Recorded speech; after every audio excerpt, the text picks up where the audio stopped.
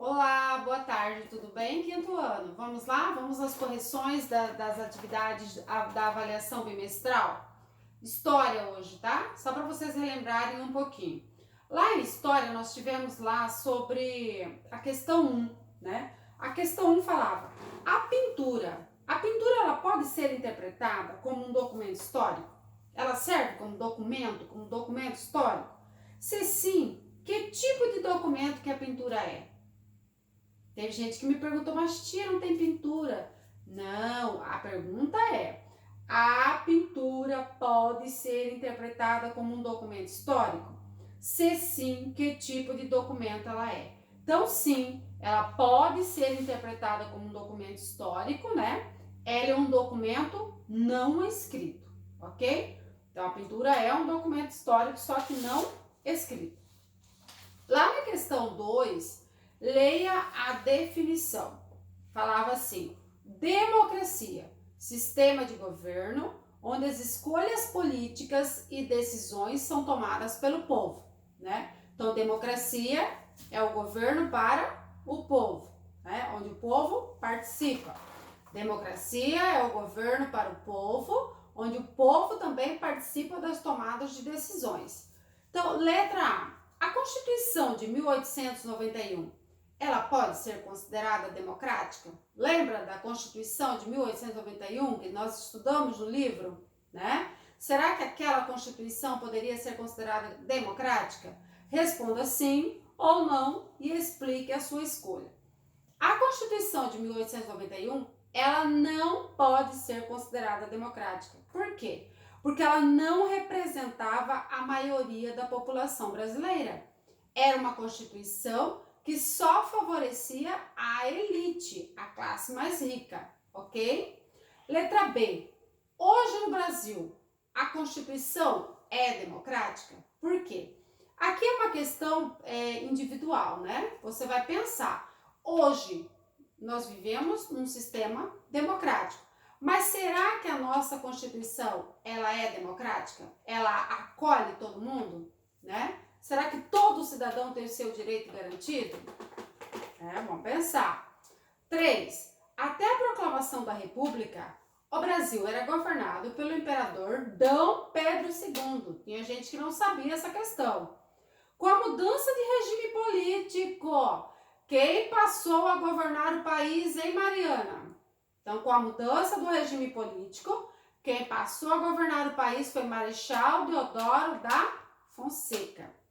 Por que, a princípio, o novo governo foi chamado de provisório? Por que era um governo provisório? O que é provisório? Provisório é por pouco tempo. Então, por que ele foi chamado de governo provisório? Porque o governante ficaria no poder apenas por um período, até que os novos representantes eleitos pudessem assumir. Então, por isso ele era provisório. Lá na questão 4, era: quais grupos sociais participaram do movimento que levou à proclamação da República e em qual data ela ocorreu? Então, os grupos sociais, os artesãos, os advogados, os militares, né? O povo em geral, né? Os trabalhadores em geral. E quais grupos participaram do movimento que levou à proclamação da República e em qual data ela ocorreu? Então, aí seriam duas respostas, né?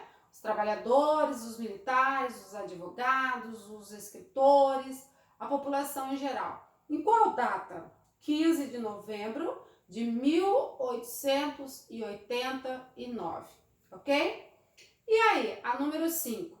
De acordo com a Constituição de 1891, quais pessoas poderiam ser eleitoras? Quem é que poderia ser eleitor no Brasil, né, de acordo com a com a Constituição de 1891? Os maiores de 21 anos, ok? 6. Por que a Primeira República Brasileira era conhecida como a República do Café com Leite? Café com leite, né? A gente até fez representação sobre a República do Café com Leite. Então, aí nessas 6, por que era a República do Café com Leite? O café e o leite fazem referência aos estados de Minas Gerais, e São Paulo, né? Esses estados, eles se revezavam na indicação de um candidato à presidência. Governavam de São Paulo, terminava o mandato, começava o governo de um de Minas. Terminava o mandato de Minas, começava de São Paulo e ia, né, café com leite. Sempre eles no poder. A questão número 7. Leia o texto e responda. Lá tinha um texto, né? O texto era: Jacó Penteado, operário da fábrica de vidros Cristalina Itália em São Paulo, assim descreve as condições de trabalho infantil. Então, Jacó está descrevendo as condições do trabalho infantil. O ambiente era o pior possível. Calor insuportável dentro de um barracão, sem janelas nem ventilação. Os cacos de vidros espalhados pelo chão representavam outro pesadelo para as crianças, porque muitas trabalhavam descalças ou com os pés protegidos por alpercatas de corda quase sempre furadas. Os meninos deviam estar na fábrica 1 hora antes dos oficiais, né? Estariam lá 1 hora antes dos oficiais porque eles precisavam limpar a fábrica, deixar tudo arrumadinho para os adultos começarem a trabalhar. Só que eles se machucavam muito, né? Tinha muito caco de vidro, era uma fábrica de vidro. Assim, em dias normais, as horas de trabalho dos meninos eram 10 e quando a fusão do vidro retardava, quando atrasava a fabricação desse vidro, as crianças, esses meninos, eles trabalhavam de 11, 12 até 15 horas por dia. Olha que maldade, né? Os meninos sempre foram indispensáveis nas fábricas de vidro. Muitas tarefas auxiliares só eles podiam executar, sem contar que representavam mão de obra a preços dos mais vis. Mais vis. O que é vis? Insignificante, preço baixo, recebiam pouco por tanto trabalho, né? Ganhávamos apenas 700 réis por dia. Então, aqui na prova também apareceu um vocabulário: alpercatas, tipo de sapato, oficiais eram os chefes da fábrica, fusão era mistura, retardava, quando retardava a produção do vidro, quando atrasava, quando demorava. Vis significa insignificante e baixos, tá? Então aí veio aí, através desse texto, algumas coisas para vocês completarem. Organize as informações oferecidas pelo texto conforme se solicita abaixo. Nome do operário entrevistado. Quem foi o operário entrevistado? Jacó Penteado, ok? Acertaram? Nome da fábrica em que trabalhava, né? Vidros Cristalina Itália. Era só buscar um texto, né? 5º ano. Cidade em que se localizava? Em São Paulo, né? Produto produzido nessa fábrica? Vidros, né? Condições do ambiente de trabalho eram péssimas, eram ruins, né? Quantidade de horas trabalhadas em dias normais. Em dias normais, os meninos trabalhavam 10 horas, né?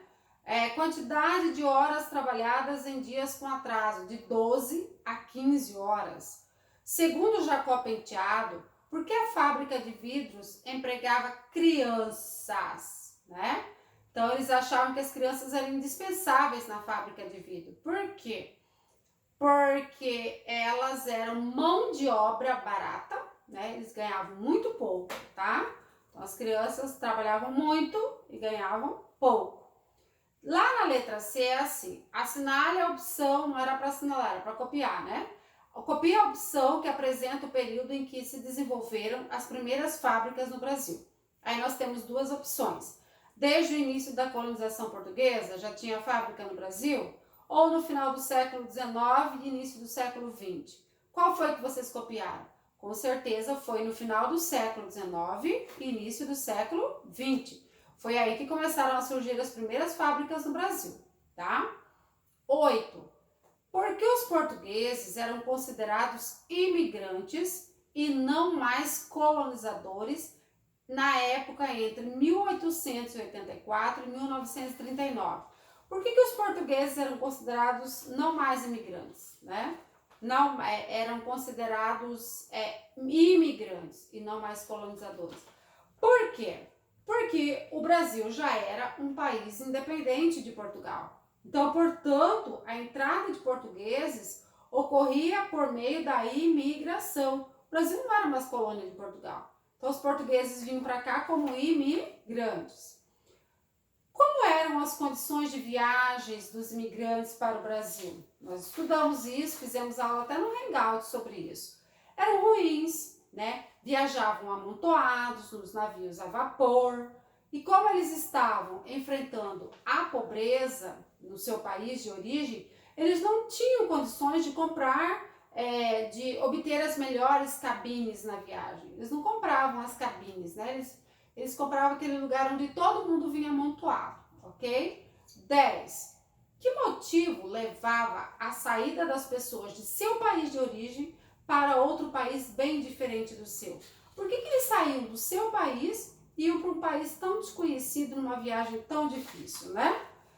Porque no país deles estavam acontecendo muita pobreza, havia excedente de população nas cidades, muita gente morando nas cidades, falta de emprego, escassez de terra para o cultivo e entre outros muitos problemas. Eu acredito aí que todo mundo tirou 10, né? Todo mundo estudou, todo mundo foi bem. Beijinhos, ó. Tchau.